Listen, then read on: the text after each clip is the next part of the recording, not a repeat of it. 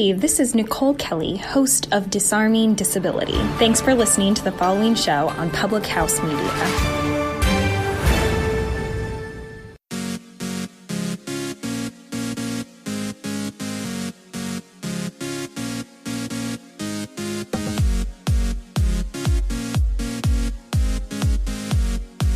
Never say anything about yourself that you don't want to be true. The law of attraction is always working. Hello, welcome to Choose to Rise. I'm so grateful that you've decided to push play today and that you're here listening in. It is a rainy day as I'm recording this podcast, and I just want to bring you some hope and some light and some love today and help you work through your law of attraction and how your mind works in this whole life. What you think about becomes your reality. What your thoughts are becomes your truth. And so this quote, never say anything about yourself that you don't want to be true. The law of attraction is always working is so true. Another quote that I have sitting here on my desk is, it's not who you are that holds you back. It's who you think you're not. And Eric Thomas said that. And it's so true. Our thoughts create our reality. Our thoughts, our feelings, our actions are all stemmed from our feelings, our thoughts. It all backs up, right? So our thoughts create our emotions create our reactions create our actions and become our habits. And so if you're really thinking about what it is that you want to work on, how are you going to live your life? The law of attraction is a real thing. And today I have 7 law of attraction tips and tricks for you that will help you put yourself into a better state of mind, put yourself into a happier state of existence, and help you live your absolute best life. And that's what we're about here, right? Rising up out of our current situation to live our best life. So step number 1 is start and end every day with gratitude. Now you hear me talk about this all the time. The attitude of gratitude is the way to live. And starting every day positively, you will start to notice that's how your day will end up going. So wake up and thank God for all the new days that you have. Express your appreciation for the time that you have.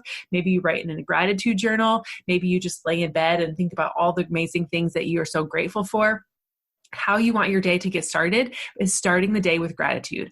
Also try to end your day with gratitude by remembering something that you were grateful for that happened during that day. So, the beginning of the day might be all the big things, like I lay in bed in the morning and thank God for my husband and my children and the warm bed that I'm in and the opportunity to wake up and impact someone today. At the end of the day, I might think of something very specific, like the joy of seeing my daughter ride her bike for the first time, or being able to spend time with my kids and read a book, or something very specific that I'm grateful for in the day. But then this, throughout the day as well, what are the things that you're grateful for? How can you keep an attitude of gratitude? And if you feel yourself getting grumpy or you feel yourself getting down, think about your blessings in your life. Think about what it is that is positive, what it is that you have going for you. And it's really hard to be sad if you are focusing on the good. Number 2, don't let others control how you feel. I talk about this all the time with my daughter. She's 7 and she lets her brother push her buttons all the time. And while it seems like, yeah, that's kids and we're adults, it's all the same. You allowing other people to have control of your emotions is letting them have all the power over you. So detach yourself from the other people's drama. If you find yourself being led to feel one way or the other that doesn't resonate with who you are, stop. Recognize these emotions are not yours and find a better feeling, thought, or do something else that makes you feel good. It's important to remember that everyone is on their own personal journey with their own belief systems. So just focus on your journey, be happy in who you are, who God made you to be, and evolve on your own path.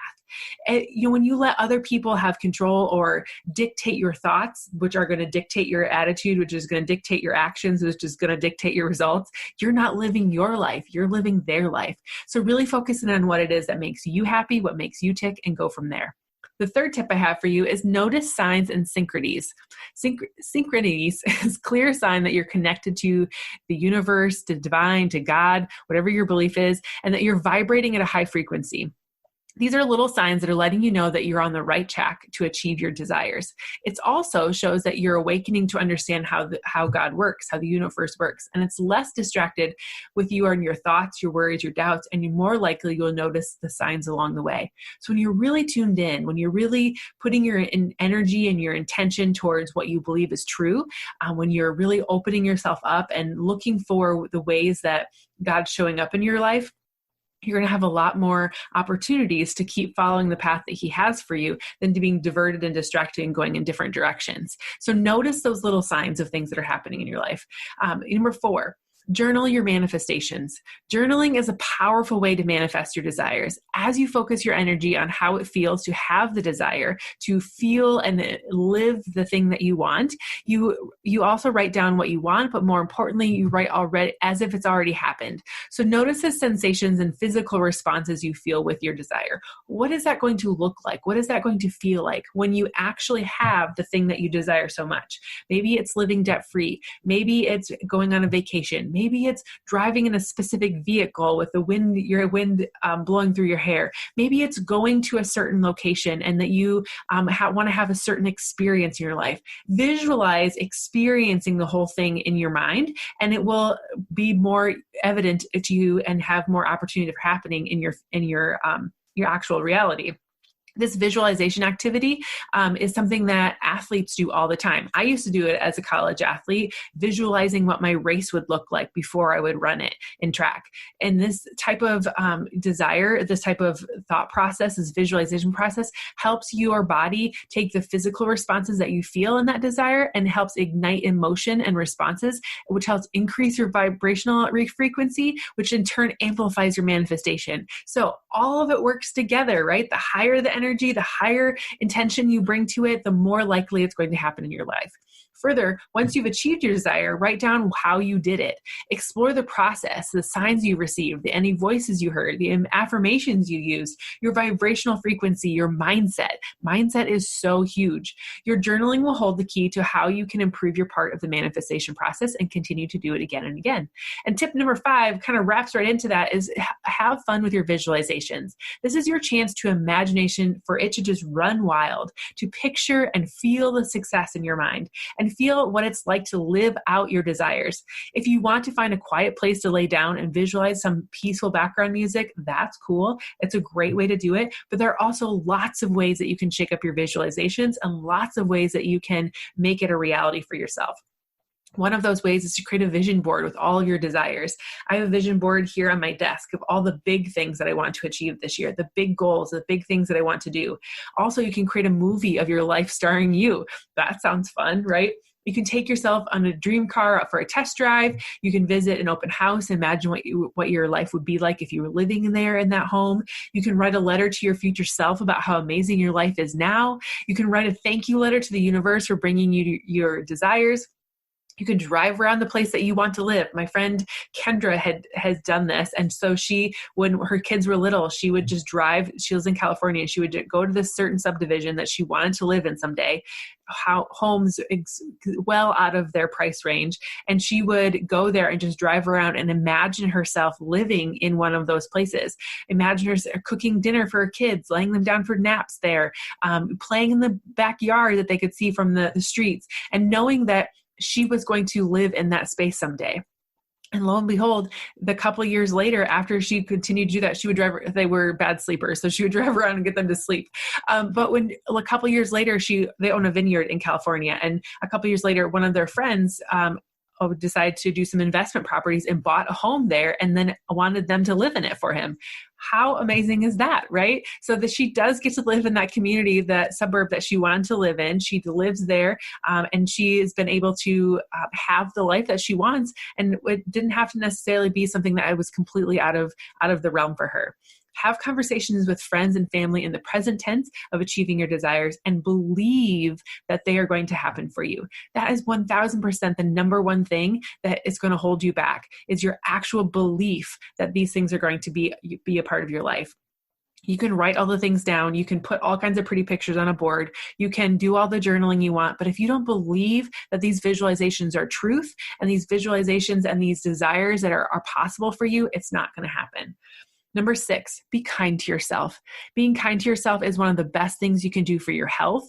It increases your self-esteem and builds your confidence. And noticing how you talk about yourself and pick up on any of those negative talks and stop it in its tracks, because how you talk to yourself is how you believe in yourself. Remember the quote from the very beginning? Never say anything about yourself that you don't want to be true. The law of attraction is always working.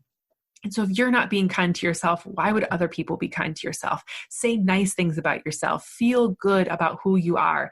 Make it a priority to make yourself feel good and to be kind to yourself, to be proud of yourself, forgiving yourself for things, respecting yourself, treating yourself, soothing yourself, and because you absolutely deserve it. You are the only one that there is in this world of you, and you deserve to live the very best life. So be kind to yourself. And the last one, number 7, is educate yourself on spirituality. The best way to connect with your spiritual self is to educate yourself on the matters of spirituality. Spend time reading journals, magazines, books, the Bible, right? Dive into a class. I just finished a 9-month class with a group of people called The Journey. And it was so powerful to really identify for us, like who God is, who we are, and how God's working in our life, and really just coming together in a community like that. And so also digging into different audiobooks, Course of Miracles, digging into different documentaries on Netflix, or listening to podcasts, or just really connecting with a group of people in your church or wherever that might be, that you feel that, that bring ideas and make you feel interested and passionate about learning more. My church often says, the more I get to know God is I'm getting to know me, and the more I get to know me, I'm getting to know him, because we are so interwoven. He is my creator.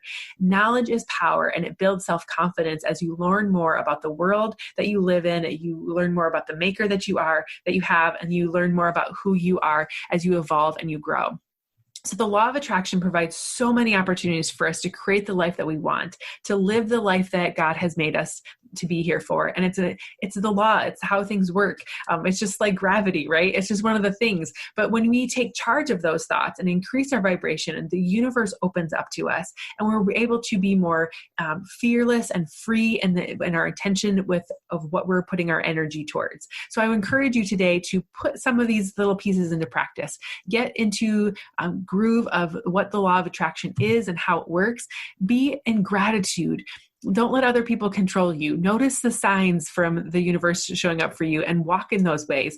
Journal what you want to happen. Visualize what you want to happen.